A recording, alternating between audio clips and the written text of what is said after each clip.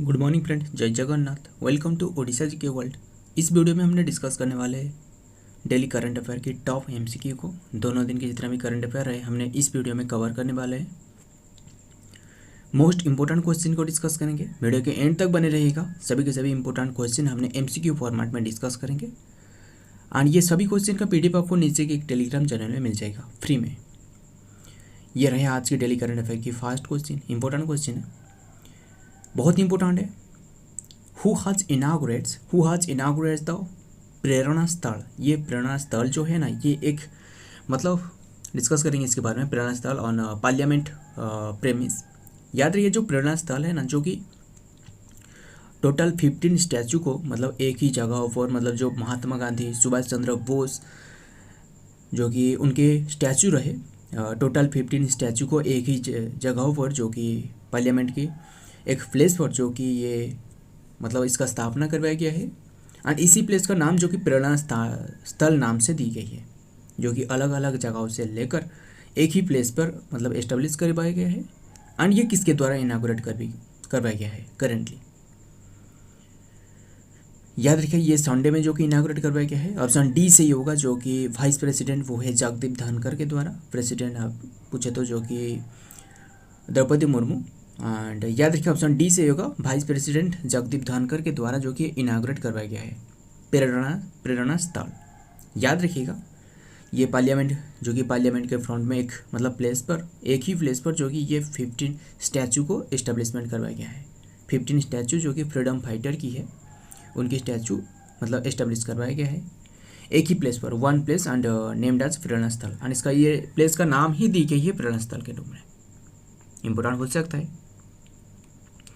और एक बता दूँ, ये जो कि मतलब ये जो ये प्रेरणा स्थल जो इनाग्रेशन समय में कोई भी अपोजिशन एमपी नहीं थे। सो याद रखिएगा, जो कि Jagdeep Dhankhar and PM and राष्ट्रपति ये सभी उपस्थित थे। ये जो कि वाइस प्रेसिडेंट के द्वारा इनाग्रेट करवाया गया है। बढ़ते हैं आगे। नंबर 2 ईयर है, world sickle cell day is observe on which date. Important है, world sickle cell day is observe on which date. कौन सी डेट को जो कि वर्ल्ड सिकल सेल डे के रूप में ऑब्जर्व की जाती है, कौन सी डेट को ये ऑब्जर्व करी जाती है। ऑप्शन बी से होगा 19 जून। 19 जून को ऑब्जर्व करी जाती है, जो कि वर्ल्ड सिकल सेल डे के रूप में। एंड इसी साल थीम जो रहे ये नीचे रहे, hope through progress advancing sickle cell care globally. Sickle cell ये एक डिजीज है। याद रखिए, ये मतलब ये कौन सी टाइप की डिजीज है, ये एक आरबीसी मतलब रेड ब्लड सेल जो रहे इसका जो कि डिजॉर्डर एक डिजीज है। एंड और एक जो कि इंडिया के ऐसे एक मतलब जो कि लक्ष्य रहे 2047 तक, जो कि ये जो सिकल सेल एनीमिया डिजीज है ना, इसे पूरी तरह एलिमिनेट करने के लिए 2047 तक इंडिया का टारगेट रहे। 2047 जो कि इंडिया का डेवलप्ड कंट्री बनने का ये भी लक्ष्य रहे। सो याद रखिए, ये एक डे है, 19 जून को ऑब्जर्व करी जाती है। एंड उसी तरह आपको जो कि 18 जून पूछे तो international picnic day. And 20 June world refugee day भी होती है। 21 जून जो कि वर्ल्ड म्यूजिक डे होती है। 21 जून को वर्ल्ड और भी हाइड्रोग्राफी डे सेलिब्रेट की जाती है। इंटरनेशनल योगा डे भी 21 जून को सेलिब्रेट की जाती है। सो याद रखिए, काफ़ी सारे डे रहे। एंड ये डे वाला क्वेश्चन रहे, हमने फिर से जो कि पूरी डिटेल जो डे वाला जो जितना भी डे अब तक हमने डिस्कस किए फिर से डिस्कस करने वाले हैं। ध्यान से सुनना। 1 जून को हमने सेलिब्रेट की वर्ल्ड मिल्क डे के रूप में।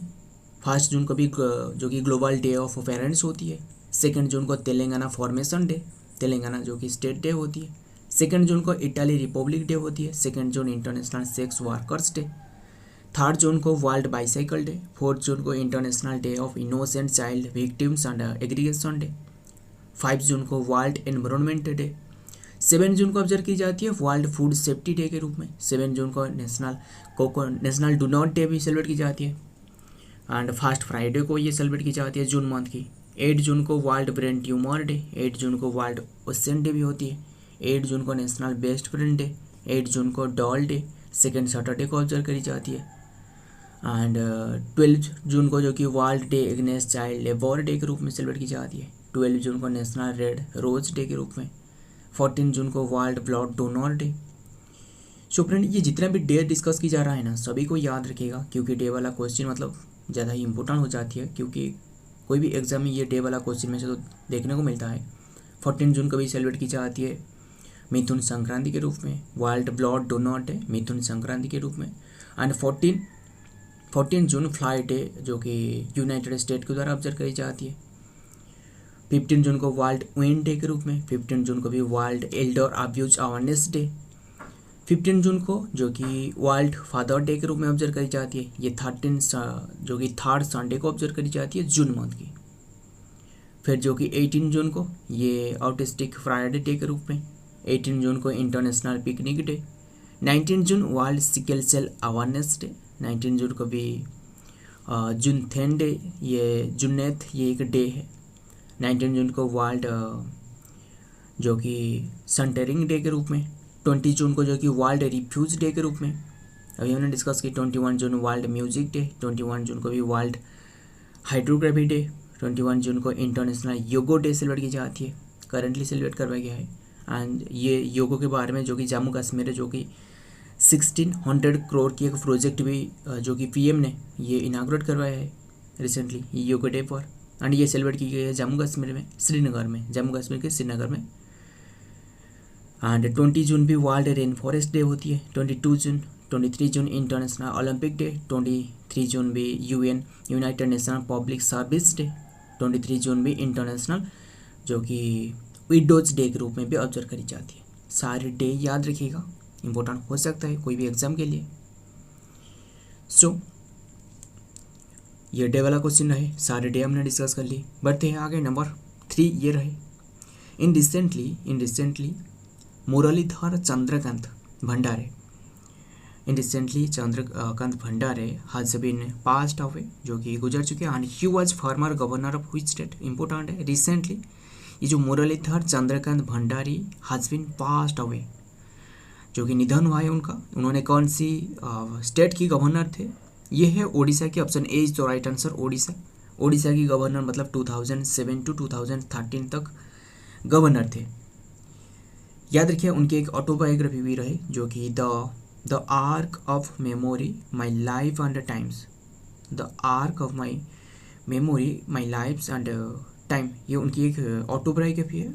ऑटोबायोग्राफी मतलब जो कि life history written by himself. And otherwise ये है जो कि बायोग्राफी। याद रखिए उनका डेथ है 95 ईयर में उनका डेथ हुआ है, बस याद रखिएगा। ये जो कि फॉर्मर गवर्नर थे ओडिशा की, याद रखिएगा। बढ़ते हैं आगे, नंबर 4 ये रहे। Who has been appointed as the director general of FICCI. FICCI का फुल फॉर्म क्या है, ध्यान से सुनना। Federation of India chambers of commerce and industry, federation of India chambers and commerce and industry, इसका फिक्की का फुल फॉर्म है। And इसका जो कि अभी करेंटली डायरेक्टर जनरल है उसका नाम क्या है? यह है Jyoti Vij. Option A is the right answer, Jyoti Vij, FICCI की जो कि डायरेक्टर जनरल बने। सो बढ़ते हैं आगे, नंबर 5 ये रहे। Who has been reappointed as the principal secretary of the prime minister Narendra Modi. Prime minister Narendra Modi की जो कि प्रिंसिपल न्यू सेक्रेटरी जो बने वो है PK मिश्रा, यानी इसका फुल नेम आपको पूछे तो प्रमोद कुमार मिश्रा। ऑप्शन बी सही होगा, उन्होंने जो कि बने हैं। एंड ये जो कि तीसरे टाइम पर बने हैं, याद रखिए 2014 से रहे। बढ़ते हैं आगे, number 6। Which of the following museum has been selected as the most beautiful museum in the world for the prestigious Prix Versailles Award? Important है, प्रिक्स वर्सेल्स अवार्ड कौन सी म्यूजियम, जो कि इंडिया की म्यूजियम है, बहुत इंपॉर्टेंट है, selected कर पाया गया है। मतलब टोटल 7 म्यूजियम में से जो कि ये इंडियन म्यूजियम को सिलेक्टेड करवाया गया है। ये ऑप्शन ए से होगा, SAEMM। मतलब ये SAEMM का फुल फॉर्म क्या है, जो कि ये भी नीचे रहे। Smritivan earthquake memorial museum, Smritivan earthquake memorial museum, ये जो कि गुजरात एक भुज डिस्ट्रिक्ट में ये स्थित है। ये अवार्ड मतलब एवरी ईयर दी जाती है। एंड इस ईयर जो कि 7 म्यूजियम को ये सिलेक्टेड करवाया गया है, बट ये हालांकि कौन से म्यूजियम को दी जाएगी ये डिक्लेयर नहीं की गई है, बट ये सिलेक्टेड करवाया गया है उनके तरफ से।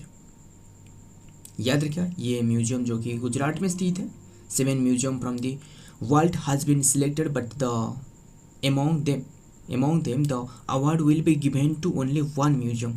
ये मतलब 7 जो कि म्यूजियम को सिलेक्टेड करवाया गया है, बट 7 मेंबर्स में से किसको ये अवार्ड दी जाएगी, ये एक ही तो मतलब म्यूजियम को दी जाएगी, बट किससे दी जाएगी ये डिक्लेयर नहीं करवाया गया है। बस याद रखिएगा, जैसे ही ये डिक्लेयर की जाएगी तो हमने फिर से भी हमने डिस्कस करेंगे इसके बारे में। एंड ये अवार्ड के बारे में हमने बात करते हैं, तो ये जो अवार्ड कौन सी अवार्ड, जो कि world for the prestigious prix Versailles award, ये जो कि 2015 से दी जा रहा है। याद रखिएगा, इम्पोर्टेंट हो सकता है, एंड 2015 से दी जा रही है, जो कि और भी एक याद रखिएगा, जो यूनेस्को है ना, जो यूनेस्को जो कि यूनाइटेड नेशन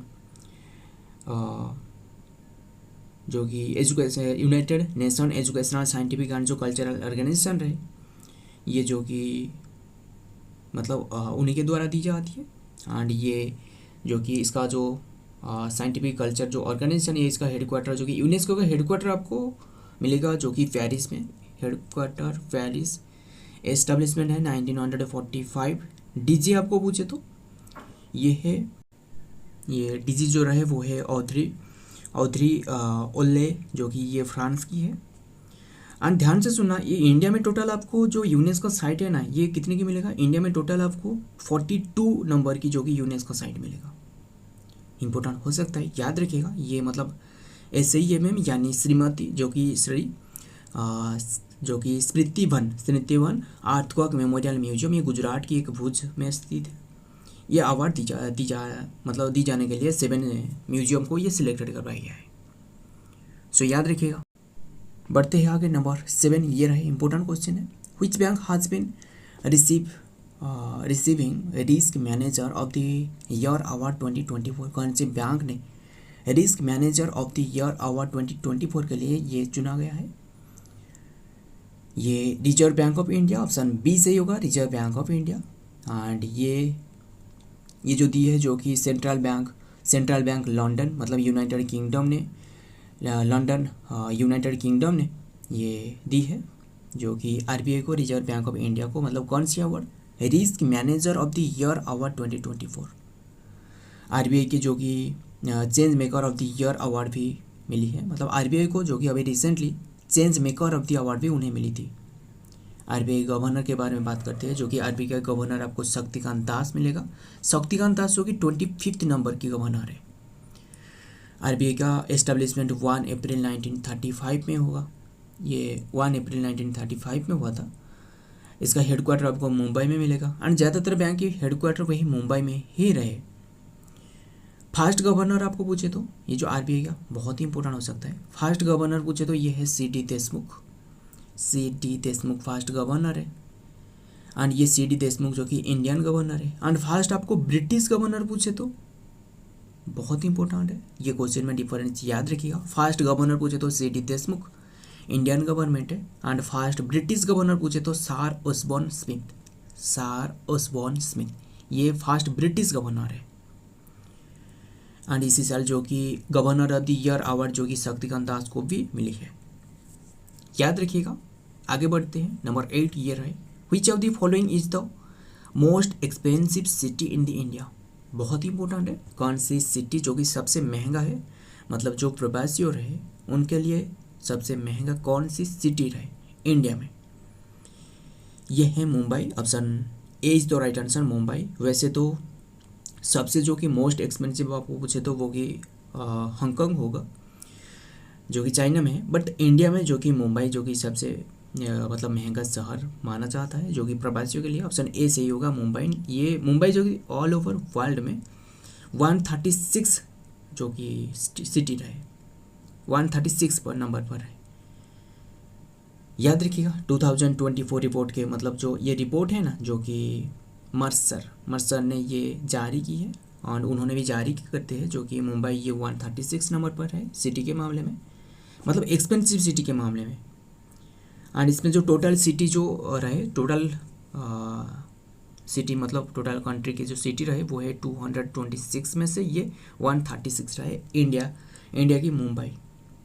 वर्ल्ड ओवर में जो कि मोस्ट एक्सपेंसिव सिटी आपको पूछे तो, मतलब सबसे मोस्ट एक्सपेंसिव पूछे तो मैंने आपको बताया, सबसे मोस्ट एक्सपेंसिव पूछे तो हांगकांग चाइना की है, सेकेंड पर सिंगापुर होगा मलेशिया की है, एंड उसके बाद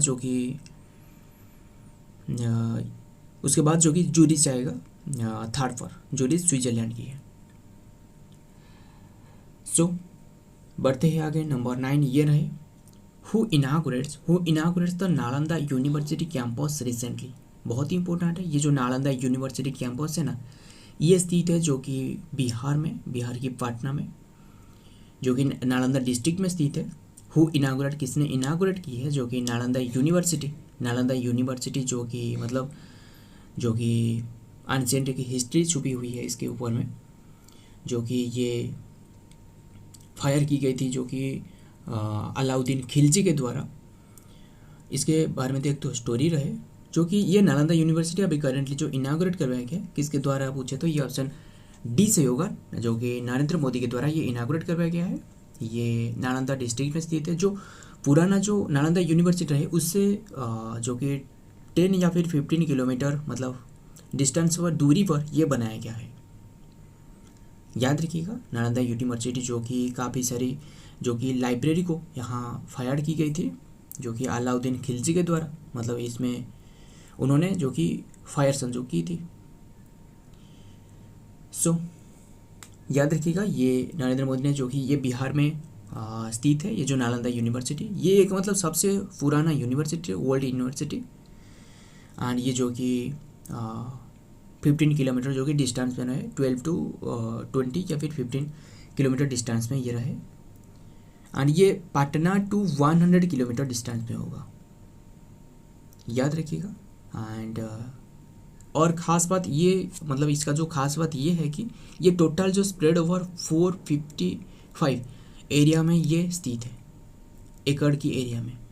एंड इसमें खास बात ये है कि टोटल 6 स्कूल इसमें शामिल रहे, अटैच्ड रहे, इसलिए इम्पोर्टेंट है। मतलब ये जो एंशिएंट के समय में है ना, ये मतलब ऐसा एक यूनिवर्सिटी था जो कि टोटल लगभग 10,000 जो कि छात्रों यहाँ पढ़ते थे।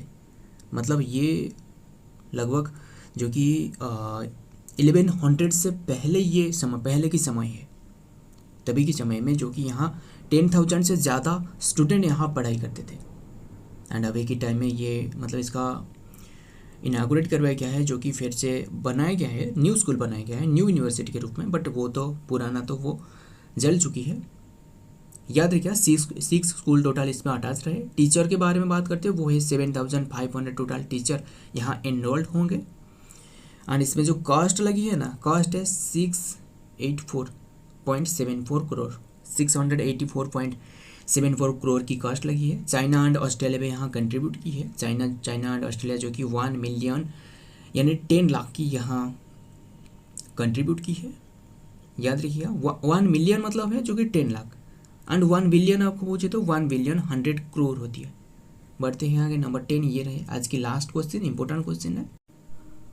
Who is the top leads celebrity brand ambassador valuation in 2023 and reported bye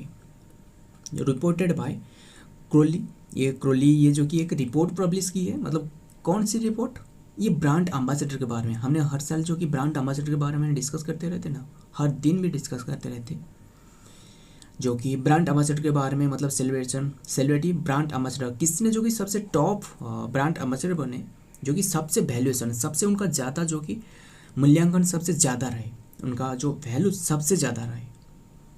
ये ऑप्शन सी से होगा, विराट कोहली। याद रखिएगा, क्रिकेटर है, इंडियन क्रिकेटर है विराट कोहली, जो कि उन्हें मतलब top lead celebrity brand ambassador बन गए हैं। Valuation in 2023 and reported by Kroll. ये क्रोली के रिपोर्ट के मुताबिक विराट कोहली सबसे ज़्यादा वैल्यूएशन रहे। इसका वैल्यू आपको पूछे तो जो कि ये $228 मिलियन होगा, $228 मिलियन इसका जो कि विराट कोहली का रहे। उसके बाद जो रहे वो है ऑप्शन ए पर देख रहे हो, रणवीर सिंह, ये सेकंड पर है। उसके बाद टॉप पर विराट कोहली, सेकंड पर रणवीर सिंह एंड थर्ड पर जो रहे वो है शाहरुख खान, थर्ड पर रहे, फोर्थ पर जो रहे वो है अक्षय कुमार, फोर्थ पर रहे। सारे डिटेल्स याद रखिएगा। सो फ्रेंड, ये आज की इंपॉर्टेंट क्वेश्चन रहे, डेली करंट अफेयर के टॉप क्वेश्चन दोनों दिन की। अगर वीडियो पसंद आए तो वीडियो को लाइक कर लेना, दोस्त के साथ शेयर भी कर लेना। मिलता हूँ और एक वीडियो में और एक इम्पोर्टेंट एमसीक्यू के साथ। तब तक के लिए जय हिंद, जय जगन्नाथ।